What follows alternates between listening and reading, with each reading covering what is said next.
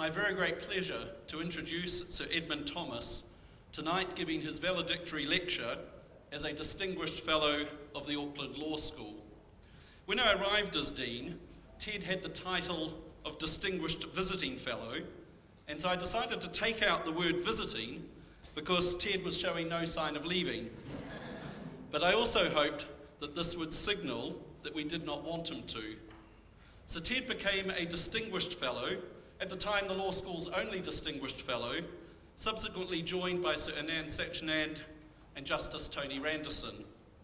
Sir Edmund merits the appellation Distinguished in all sorts of ways.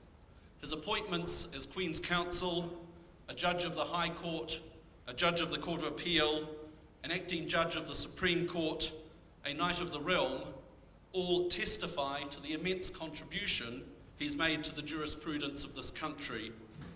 Ted is a man seeped in the law.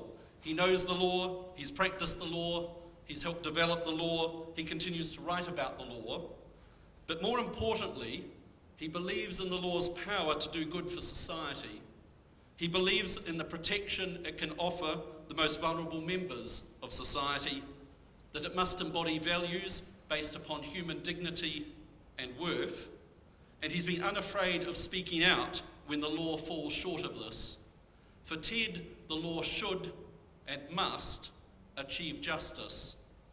As a lawyer, he argued the case that stopped the 1985 All Blacks tour to apartheid South Africa. As a judge, he gave the powerful dissent in Quilter and Attorney General when he said that same-sex couples should not be denied the right to marry because of who they are and who they love. Ted's topic tonight is aptly titled Reflections on Justice.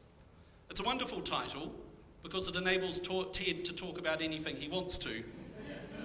But it's also wonderful because it's summed up what has driven Ted. He's been willing to take on any law, any court, any judge, any academic commentator if he thinks justice has not been served. We have been incredibly fortunate to have this passionate, caring, erudite, committed jurist as a Distinguished Fellow of the Auckland Law School. It's been of enormous benefit for our students, having him come and talk about his experiences on the bench in guest lectures, coming and judging competitions, talking to the students afterwards about how to improve their advocacy and the objectives of what they're seeking to achieve for their clients, talking with students, doing research papers on all sorts of topics. It's been an enormous benefit for our staff, having him participate, critique, challenge them in seminars and enlivening common room conversations. But all the time that he's been a Distinguished Fellow, Ted has kept coming back to justice. He's been patron and an avid supporter of our Equal Justice Project, an organisation within the law school that brings together hundreds of our students who assist with law reform projects and providing pro bono assistance to charitable organisations, individuals and community law centres. And just recently, he and Lady Margaret Thomas have given the law school a substantial donation for our social justice initiatives, to include establishing a social justice course. It is my very great pleasure to introduce, to give his valedictory lecture, Reflections on Justice, a truly Distinguished Fellow of the Auckland Law School, and I'd ask you to welcome Sir Edmund Thomas.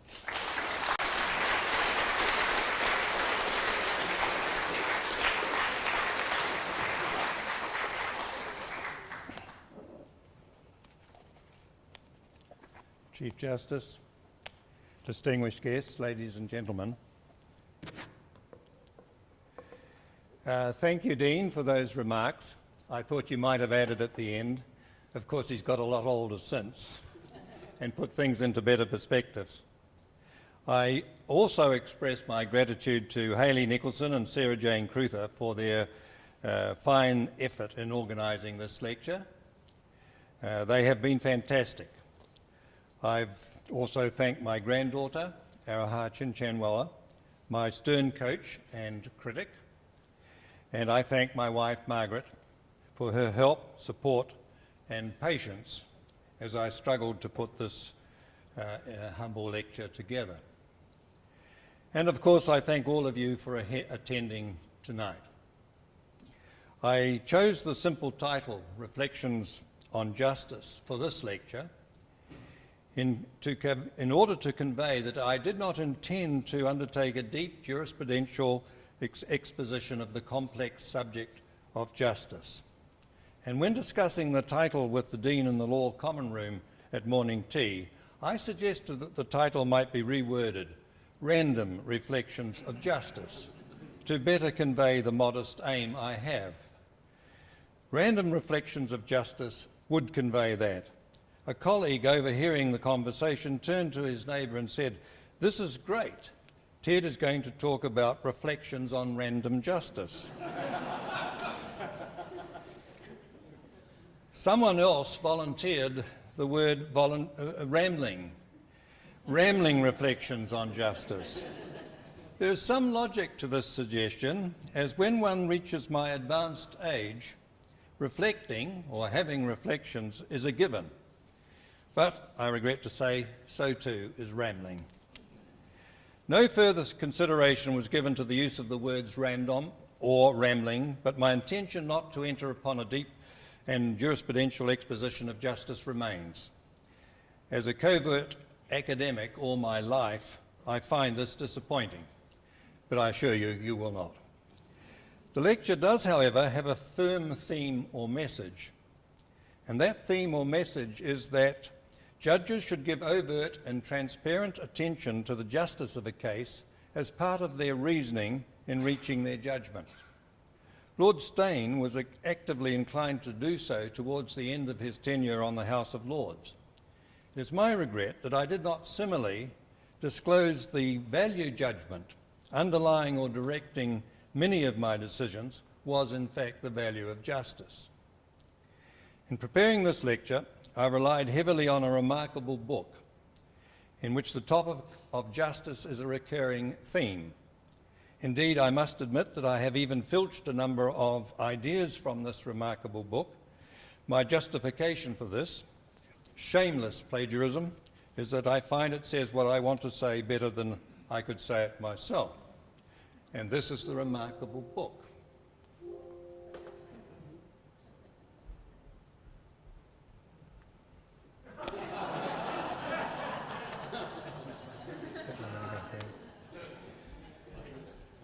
Notwithstanding that I signed all my rights away in a contract I really should have read, I insisted that Cambridge University Press let me provide a depiction of the Lady of Justice for the cover. I went to Google. To my surprise, I found that Google provided over 2,000 images of the Lady of Justice. I was even more surprised to find a picture of the late Marilyn Monroe among those pictures. I'm the first to admit that had I persisted with the late Marilyn Monroe on the cover, this remarkable book would have sold many more copies than has been the case. My personal commitment to justice is apparent from the ornaments that adorn my study. Take this splendid example given to me by Margaret's and my good friends Doug and Beverly Graham. And then behold this porcelain piece. I acknowledge, you will note that the scales have fallen from the Lady of Justice's hand. Now I acknowledge that coincidences do happen, so while I accept that it may have been a coincidence, it is a fact that the scales of justice fell from the Lady of Justice's hand on the very day and the very hour I accepted appointment to the High Court in 1989. Had the good lady retrieved the scales, they would undoubtedly have fallen again. For when I did my first sentencing and sentenced a prisoner to a term of imprisonment somewhat in excess of the maximum term provided in the statute, the prisoner persuaded the Court of Appeal that this was unjust. In their traditional posture, the Lady of Justice stands serenely blindfolded, holding a pair of scales in the one hand and a sword in the other. The blindfold denotes the justice is blind to prejudice or pressure. The scales are invariably held in an outstretched hand, enabling them to perform the balancing faculty. The sword is more mobile. It is sometimes brandished aloft and at other times swathed within the folds of the good lady's ample skirt. We all know why justice is blind. Justice is objective and impartial, administered without fear or favour. She bears no ill to any litigant, and all are equal before the law. Thus, justice is even-handed. The scales, we also know, symbolise the process by which one value or interest, or values or interests, are balanced against other values or interests. And in this way, this balancing exercise, justice is done. A fair weighting is an irredeemable element in achieving justice. And because judicial decision-making is essentially a balancing exercise, the scales in fact, symbolise the judicial function itself. But why the sword, a weapon? It seems incongruous that Our Lady of Justice should bear arms. Strangely enough, no one seems to know exactly why the Lady of Justice carries a sword. Lord Denning has suggested that the sword is the symbol of the authority by which justice is done. No judgment of any court and no order of any judge, he reasons, is of any use unless it can be enforced, and to be enforced requires the authority of the state behind it. Thus, the sword of justice is the sword of the state. It is, Lord Denning states, the symbol of authority which must be upheld. Lord Denning's conjecture that the sword symbolises the authority of the state can only be accepted in the broad sense that the justice administered by the courts is backed by the authority of the state.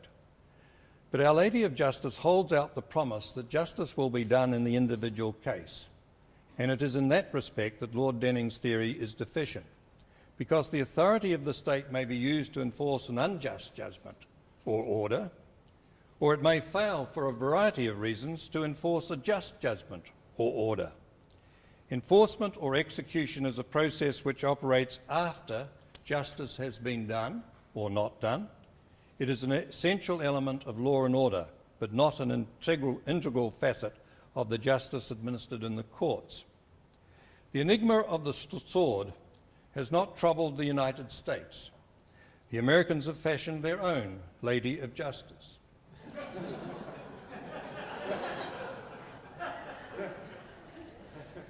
I have been led to a less authoritarian explanation than that suggested by Lord Denning.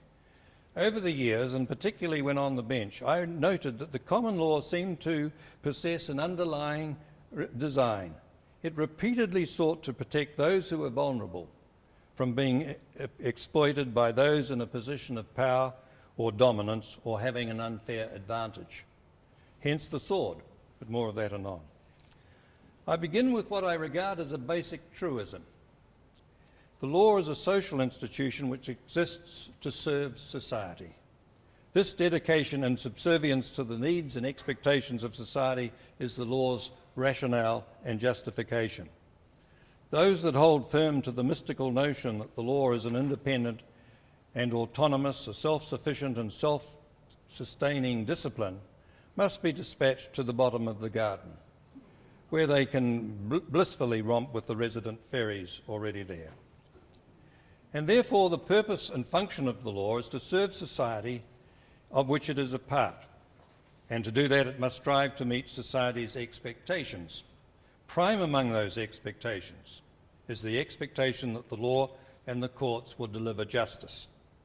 People go to the lawyer in the first instance and then to the courts, complaining that they have suffered a wrong and expecting that wrong to be righted. They seek justice and look to the law to provide that justice. They would rather see a Solomon on the bench than a walking epitome of Horsbury's Laws of England. Justice, however, is an elusive concept. It seems to defy definition. The most intelligent and erudite of philosophers and legal theorists are unable to essay a determinative theory. When a comprehensive theory is attempted, as in the case of John Rawls, the forests of Chile are dramatically thinned as paper is produced to cope with the ever-mounting and never-ending criticism of that theory. So it seems it continues to irk us that no more definitive definition of a concept which is so central to society is attainable. Consider for a moment the vast variety of senses in which we use the word justice.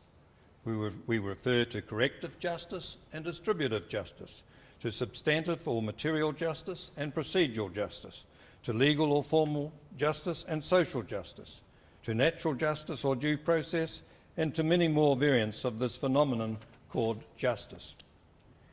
We take the Justinian precept that, quote, justice is the set and constant purpose to give every man his due, unquote, without any general assistance or guidance as to what is the person's due. We equate impartiality with justice, even though an impartial arbiter may arrive at a finding we consider substantively unjust. We recoil in the name of justice at the notion that persons in an equal position should receive less than equal treatment, at least unless some justification is proffered to explain the inequality or different treatment. We insist in the name of justice on the ideal of basic human equality or worth, but temper the consequences with notions of merit. We ally justice with notions of basic rights, entitlement, empowerment, and the condemnation of oppression or domination. We assert an absolute or universal concept of justice, but are yet forced to concede that different cultures have different beliefs as to what is just and unjust. But still, as the crescendo of disagreement and variation mounts, we strive for a unifying feature. I have been brought to the view that no such thing as justice in the abstract is attainable, or if there is, it will forever defy our abilities to discern or agree on its abstract essence. It is therefore largely a futile exercise for philosophers, legal theorists, and other commentators to seek to define justice in the abstract, or to seek to identify a unifying feature. Justice exists, of course, but it has no abstract meaning divorced from a particular context. It is so multifaceted and diverse that no universal or common element emerges for us to seize upon. As already indicated, it is incomplete to say that justice requires that every person be given their due. What, then, is their due? The question is begged, at least until placed in a concrete situation in which an aggrieved person claims not to have received his or her due. Then the argument becomes clear. There is then a reason why it is claimed that an act is not that person's due, or why that person has received something that is not their due. The unfairness is at once exposed. One only has to take the simple example of a neighbour who has borrowed one's lawnmower and failed or refused to return it to perceive what is one's due.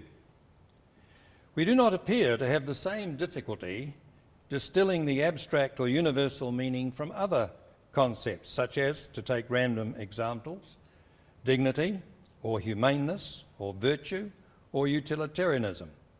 To speak of the dignity of people is to speak of their essential worth as individual human beings. To speak of humaneness is to speak of benevolent or compassionate conduct. To speak of virtue is to speak of moral excellence and goodness. To speak of utilitarianism is to refer to the usefulness of some act to the benefit of others, generally the majority. To speak of justice, however, is to speak of just conduct or fairness or the assertion or maintenance of right. We may as well say that justice is about justice, or what is considered just or unjust, but we are then back to begging the question. Our discourse reflects this problem. We are much more comfortable with the negative concept of injustice, simply because it is likely to be associated with a concrete situation in which it is alleged justice is absent. Justice, then, in my perception, does not have an identifiable abstract meaning or a discernible essence. No universal or holistic definition is presently possible. Justice, however, certainly exists in specific context. It is incorrigibly concrete specific. And outside a concrete specific context, it loses its identity and attempts to capture its essence, founder on its diversity and differentness. But if justice has no sensible meaning in the abstract, or at least it is beyond our human limitations to perceive it, what are we to do with the question, what is justice or what is fair? We can, of course, continue to pursue endless philosophical discourses which, somewhere along the way, tend to become exercises in linguistics or semantics. We can certainly undertake more empirical research in the hope that a common or unifying element will emerge. It may well be that we will accept that there is no unifying or common element and conclude that justice consists of a number of discrete concepts, each with its own abstract meaning or discernible essence, appearing under the loose banner of justice. In this quest, I do not doubt that we can look to the sociologist or psychologist to assist in determining why and when people proclaim that something is unjust. This latter inquiry, I believe, probably represents the most productive avenue for determining whether, and if so why, a vast and diverse group of contexts in which it may be said injustice exists can be legitimately grouped together as a distinctive category or categories. Nor can I proffer the source of justice in a specific context. That is to say, I cannot provide a theoretical answer to the question why it is that most people would describe a certain act or in a specific context as unfair or unjust. Their opinion will represent a sentiment immanent in the community and seemingly deeply rooted in the psyche of the individuals in that community. Why the community adheres to that sentiment, however, points to no easy answer, and no doubt embraces answers relative to the history, culture, and social and economic order of the society of which they are citizens.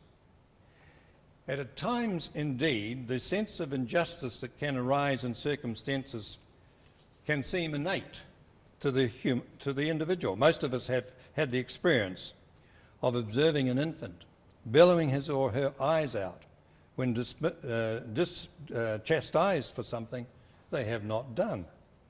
Ultimately, whatever its derivation, what is or is not unjust or unfair in a certain context depends on a consensus within the community. Justice, I suggest, is not so much a political construct, as some theorists do hold, as a community construct, and judges reflect this consensus immanent in the community. The fact justice in the abstract does not lend itself to a ready definition and is incorrigibly concrete specific does not mean that it is any less important in the administration of the law. To the contrary, it becomes all the more pertinent, for the law is very much concerned with the concrete specific situations of individuals.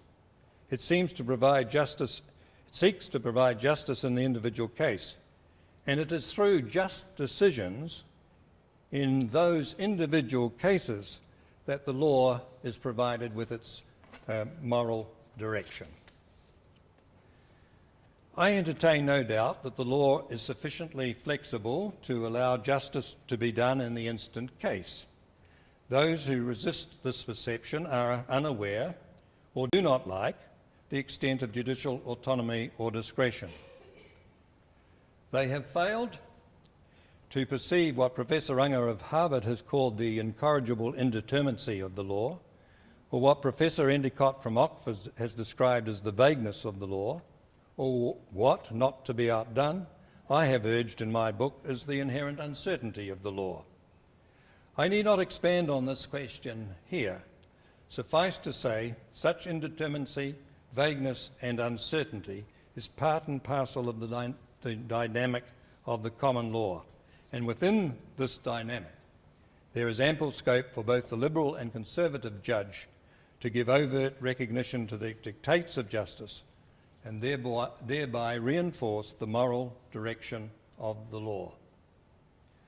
I have long held to the view that empathy has a close connection with justice. I'm not referring to the empathy which can lead to divisive and harmful effects, the identification of a group as us and of those who are different as them, with all the overtones of superiority and discrimination such a dichotomy entails.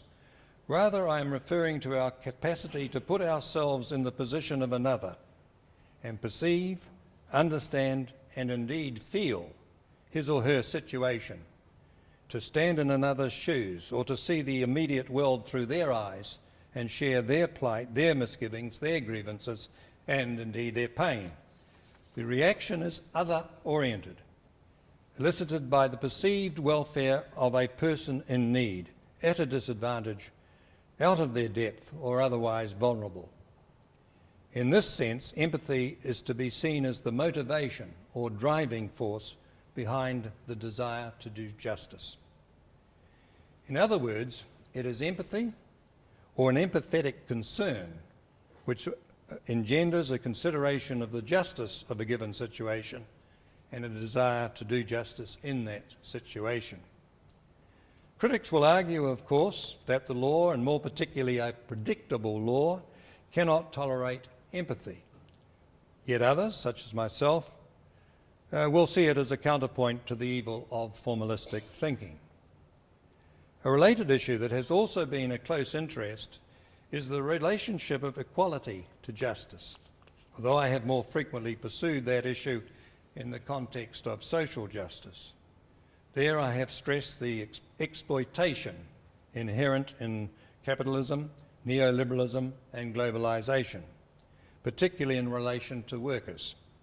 In the course of these enlightened rants or raves, I have questioned the worth of the mantra, equality of opportunity. Yet the law has its counterpart, and that is that everyone is equal before the law. This principle is regularly undermined by the inequality that exists in citizens' access to justice. Yet it is obviously just that everyone should be equal in the eyes of the law, obtain equal access to the law. No one should be at a disadvantage because of their status, wealth, race, religion, or any other factor extrinsic to the law or to the courtroom. But I would question whether that kind of equality is enough to satisfy the demands of justice. I admit to a deep-rooted bias in favour of a more substantive equality.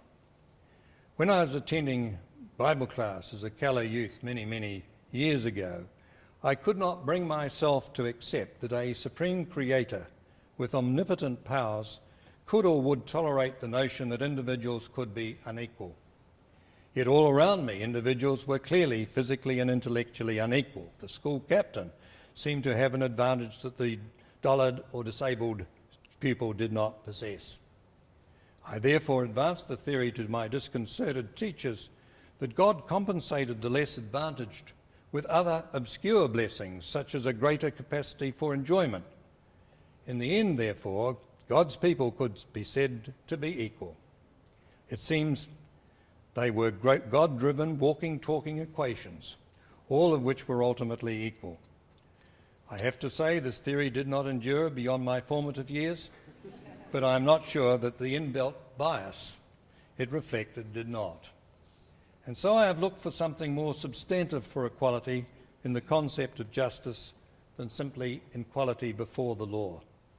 That substantive contribution, I believe, can be identified in one overriding respect: the claim of human beings to equal dignity. Others have pointed out, and I have faithfully repeated, that underlying human rights is the dignity of the human person. Everyone has an equal right to claim that dignity and the rights that spring from it. So it is with the law generally. Thus, not only is everyone equal before the law, they are equal in the law, and it is that equality that encompasses a wider and more profound justice. Thus one can conclude that equality is a factor, although not the only factor in the achieving justice. But even this perception I eventually saw when reflecting on this complex subject of justice does not necessarily exclude the converse. At times, it may be necessary to treat people unequally in order to do justice. Take a look at this image.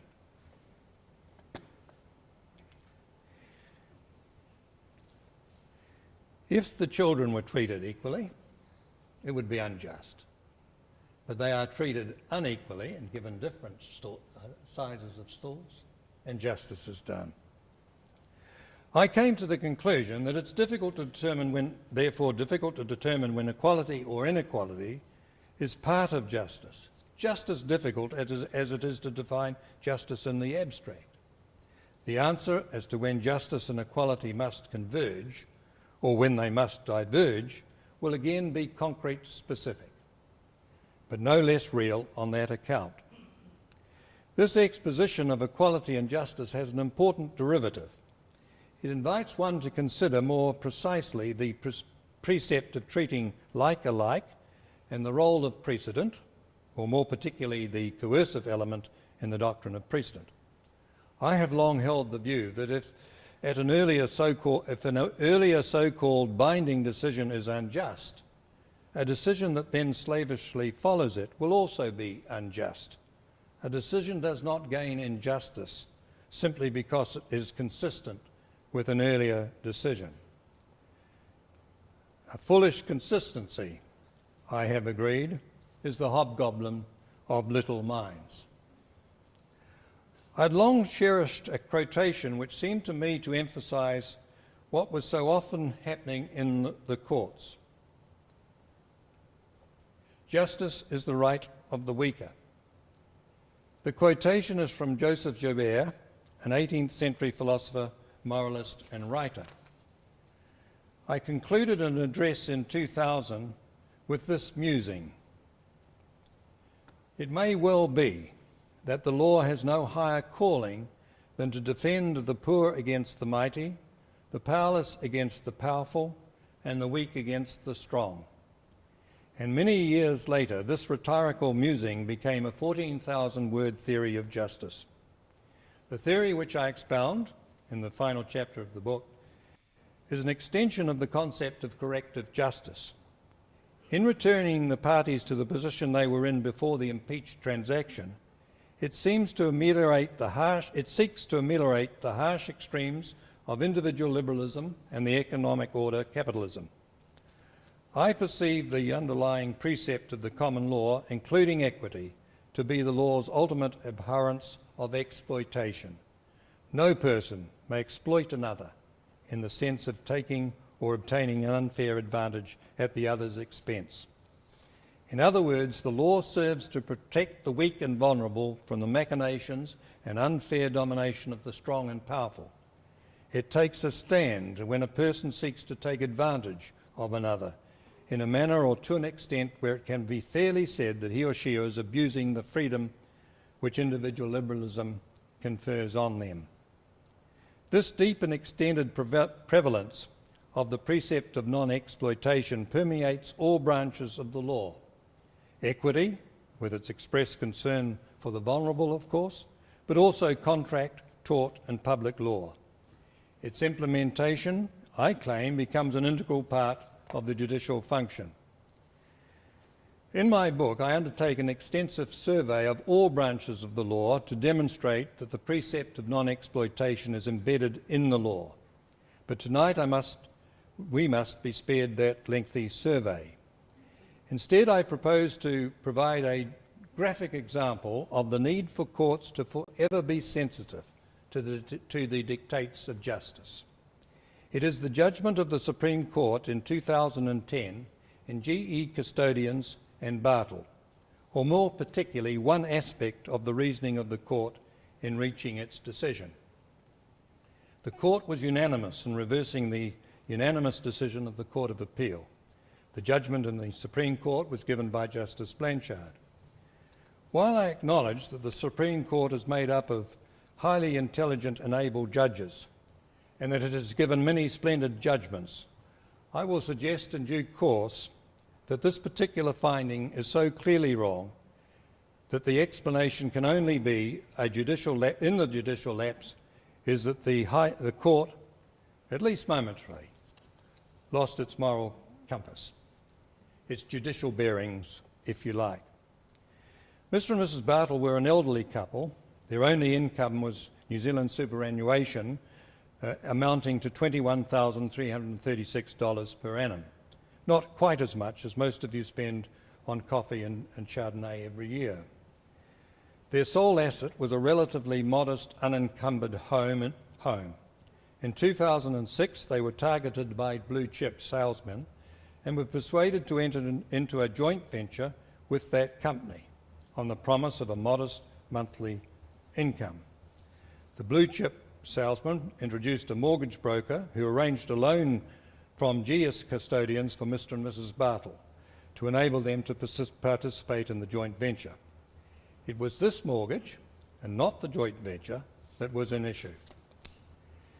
It was accepted that Mr. and Mrs. Bartle could not afford the repayments under the mortgage. Indeed, Justice Hammond in the Court of Appeal, referring to United States jurisprudence, described the mortgage as a, quote, asset sale, unquote.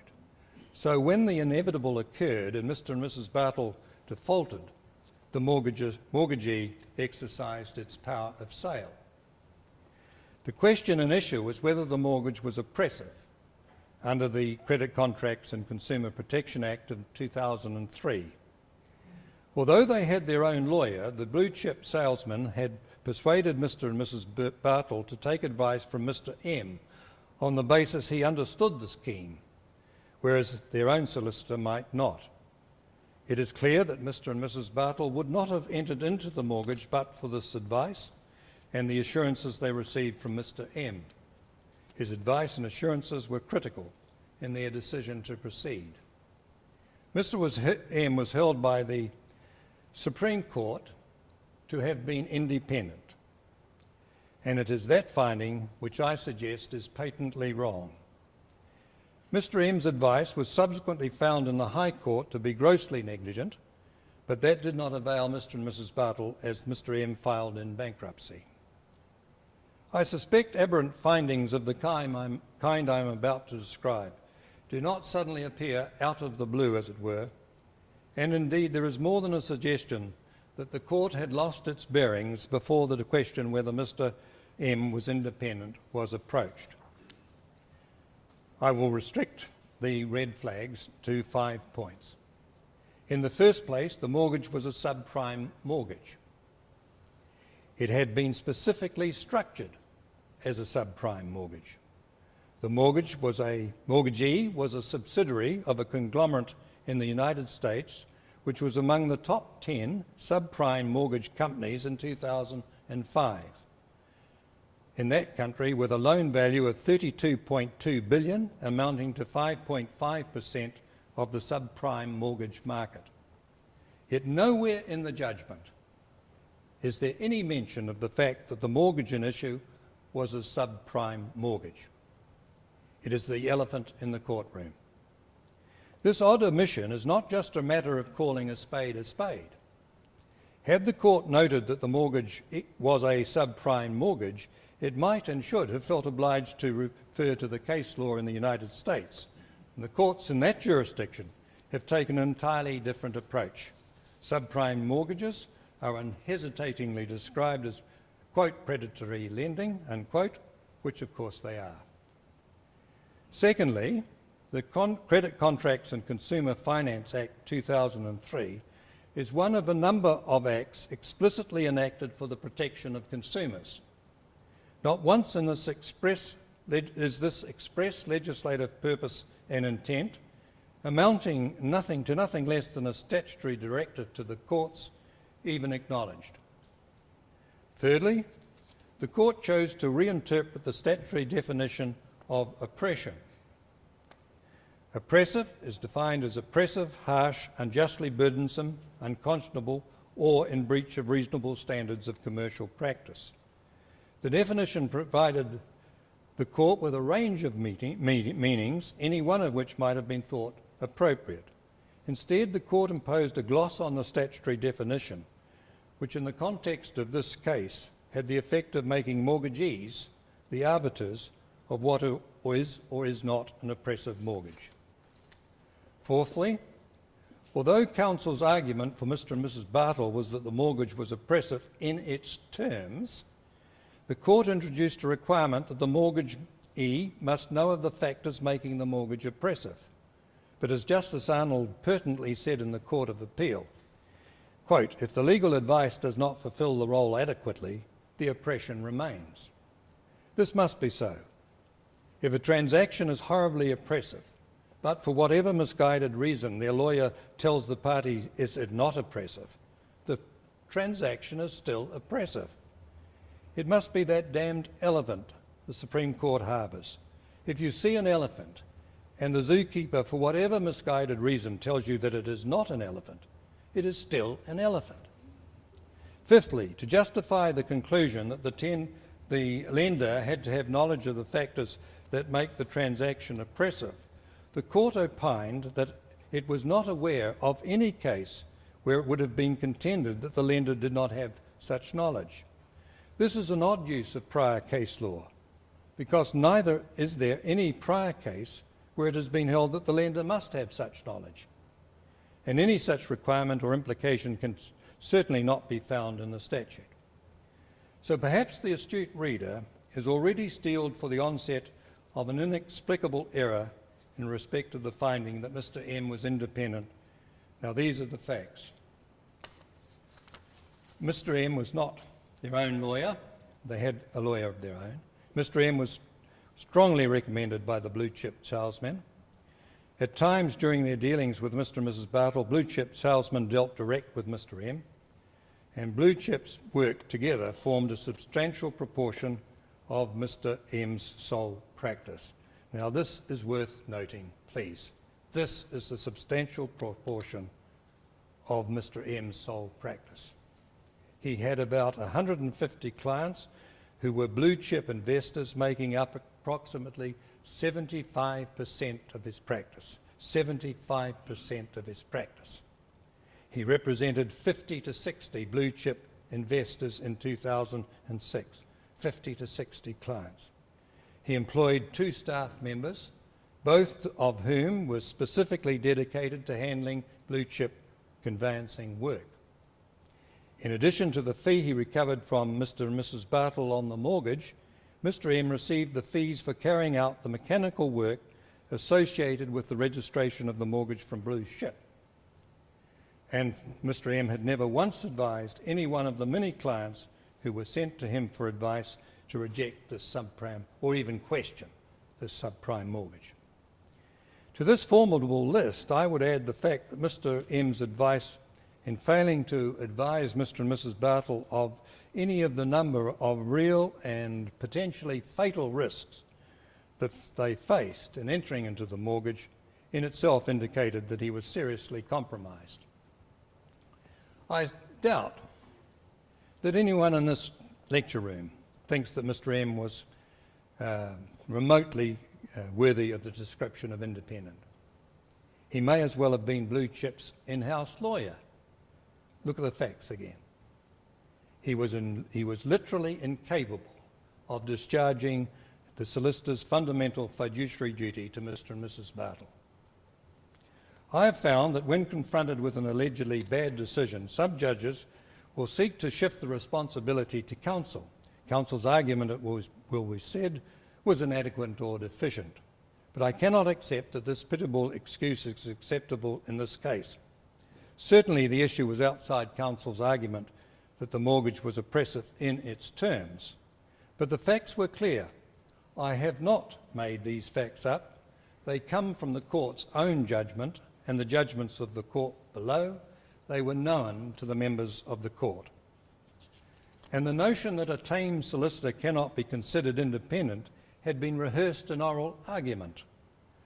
Justice Tipping had said, quote, "You can't be both tame and independent," unquote. So I am compelled to suggest that it is not going too far to say that at this point the Supreme Court, our highest court, was in fact dysfunctional. How did this come about? How did 5 intelligent judges with formidable judicial talents reach a finding that is so clearly aberrant? I would venture this explanation. I believe that the court lost its moral compass, its justice bearings. It required only one judge to say in conference, "In holding that Mr. M is independent, are we being fair to the Bartles?" The facts would have been re-examined and the finding abandoned as unsustainable. It is important to note that I am not saying that the court would have found that Mr. M was not independent simply because any other outcome would be tragic for Mr. and Mrs. Bartle. Rather, I am asserting that if the court had not lost its moral compass, its justice bearings, it would have been motivated to have a closer regard to the facts and reach the correct decision in law. And so the opportunity was lost to exercise the wide remedial powers conferred on the courts under the statute. It would have been possible, for example, to vest the freehold in the mortgagee and give Mr. and Mrs. Bartle a life interest in the property. Or simply, as I would have preferred, to deprive the mortgagee of the fruits of its predatory lending. The hallmark of legal reasoning is analytical and logical thinking. That is what my colleagues at the law school so faithfully teach. The absence of the moral or justice compass in this case, however, means that this analytical and logical thinking was also absent. Determining whether Mr. M was independent became an exercise in assembling empty words, doing nothing more nor less than playing a word game. And so the court reversed the decision of the Court of Appeal, and Mr. and Mrs. Bartle at once became homeless and destitute. Now, tomorrow, after 16 years, my sinecure at the law school comes to an end. The time I have been there has been one of the happiest times of my professional life. My respect and admiration for the faculty members is unbounded. I have found them to be dedicated and conscientious to a fault. They are true professionals. I've come to love them, and I will miss them. And they have given me a gift beyond all value. From the beginning of my studies at, I admit, another, and some would say inferior law school, I have loved the law. My presence at the law school has permitted me to prolong and indulge that love of the law for 16 years past my statutory use by date. And for that I will be forever grateful to the faculty. And tonight the Dean and the law faculty have given me the opportunity to finish off talking or rambling about justice. And for that I will also be forever grateful. For as to tonight's lecture may finally clarify, I am under no illusion myself. Although I have ever loved the law, I have loved justice more. Thank you for your attendance.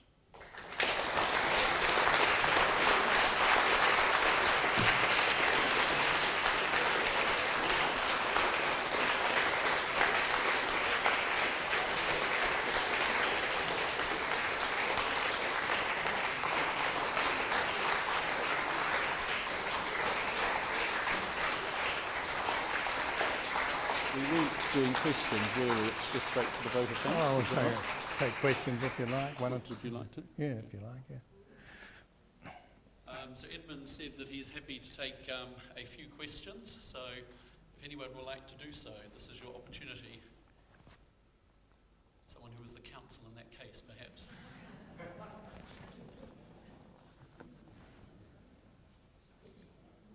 Any questions anyone wants to ask? See a few lawyers and academics, so surely there must be someone. Don't press them now. No, it sounds like people are wanting to. Oh, yep, here, Jane.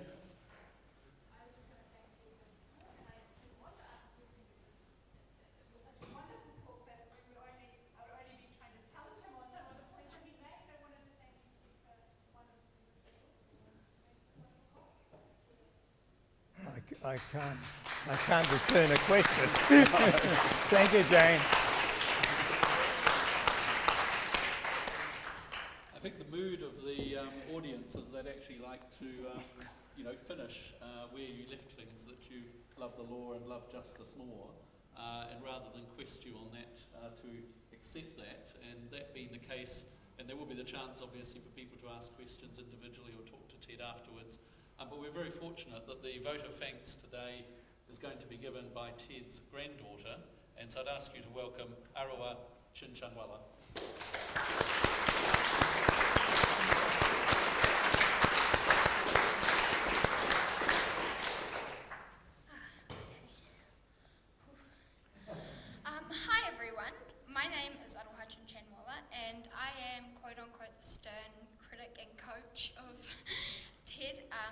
I don't know where he got that from, but thank you. The Ront Hon, Sir Edmund Thomas, LLB bracket, NZ bracket, LLD bracket, VUW bracket, KNZMQC, is better known to me as Grandad Ted. Oh, try say that 10 times over. I have been asked to give a vote of thanks, but after the well-deserved applause by you all, what I've prepared now seems a little redundant. So for 2 to 3 minutes that I have on the mic, I guess I'll try and fill in the time. Although I do have some pretty good stories of the great lawyer Ted Thomas up my sleeve, even though I'm not wearing sleeves. When I was about 5 years old, I'd already learnt a lot about my granddad's passion for justice. Every Friday he'd pick me up from school and we'd go to the BRD cafe in Remuera, where we would indulge in cakes and hot beverages. It was here that we would talk about a variety of things, but often it was one particular topic which kept reoccurring, which, surprise, surprise, was justice. That's right, this 5-year-old right here listened to ideas on what it takes to be a good lawyer and a Supreme Court judge, rather than talking about the average little girl discussions of fairies or unicorns. And the things we talked about on regards to justice were pretty intense. He used to give me scenarios of some sort where I had to justify whether or not something was just or unjust. One example of this was the boy and the cookie jar. This was about the little boy who was caught by his mother with his hand in the cookie jar and sent straight to his room for timeout. The facts always change with this scenario. Sometimes the little boy was putting the cookie back in the cookie jar because it was on the bench and the flies were getting at it. At other times, the little boy had already eaten one cookie and was getting another. This did not matter. I strongly believed that the mother was still obliged to give the boy the opportunity to defend himself before being given time out, no matter how suspicious the situation may have looked. To me, this is only common sense. And when Grandad was done with the little boy with his hand in the cookie jar, we moved on to another scenario. This time, a train is coming down the track, and if it goes straight ahead, it will hit the little boy and his 12 puppies, or it will hit the 2 old ladies and the convict. But if I did move it, I'd be changing what was already fate. So I was the juncture in this instant, and I had to make the move to choose which train the track would go down. The train would go, oh my gosh. Of course, I pulled the switch, and the little boy was saved. Mainly because I do love puppies, but that's not the point. And sometimes the boy and the dog versus the old ladies and the criminal were replaced by Grandad with other characters, such as if I should save the 12 babies, or the fat greedy man, the famous celebrity, or the woman who had 5 kids to look after when she got home. May I just mention again that I was only 5? 5 people, 5 years old. Having to choose between making a choice or letting fate decide was quite a challenge, to say the least. But both these situations taught me a lot about the difficulty of making and justifying the choices I and we make. Justice is an important topic for me, and I think you can all connect the dots as to why. I am very happy to have learned about justice at a very early age, as it has given me a lot of the base values I still have today. I can safely say that you, Grandad, have taught me a lot about justice in depth, and I hope I can understand more about it when I'm older. I would also like to give you a big thank you for inspiring me, as well as other grandkids and other members of the family too. You have taught us all a lot, and I'm glad to have had you in my life. Oh my gosh. But I'm sure that you have all enjoyed Grandad's lecture. Thank you so much for listening, and I would ask you to give him a round of applause. This time, go crazy and clap even louder than before. Thank you.